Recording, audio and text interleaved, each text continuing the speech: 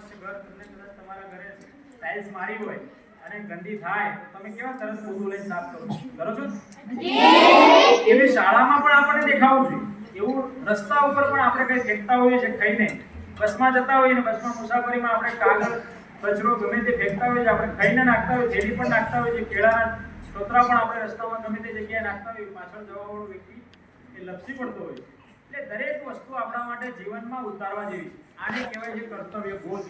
એટલે કર્તવ્ય શું કાર્ય કરવાનું છે અને એના ઉપરથી આપણે બોધ મેળવવાનો.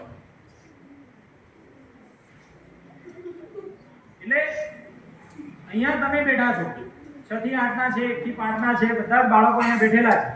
પોતાની ફરજથી સ્વચ્છ સવારમાં કર્તવ્યમાં આપણે સવારે નાવું ધોવું, શૌચ ક્રિયા કરવી, ભગવાનને અગરબત્તી કરવી, પછી ગુરુજીને પગે લાગવું, માતા પિતાને પગે લાગવું, આપણા ભારતીય સંસ્કૃતિના આપણા સંસ્કારો